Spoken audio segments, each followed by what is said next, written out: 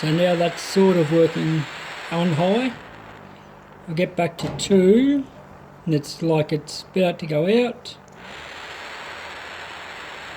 But as you saw, 30 seconds to actually start it. That's on low flame.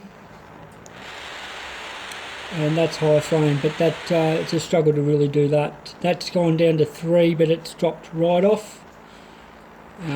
So it just varies on where you are on the temperature gauge. So yeah.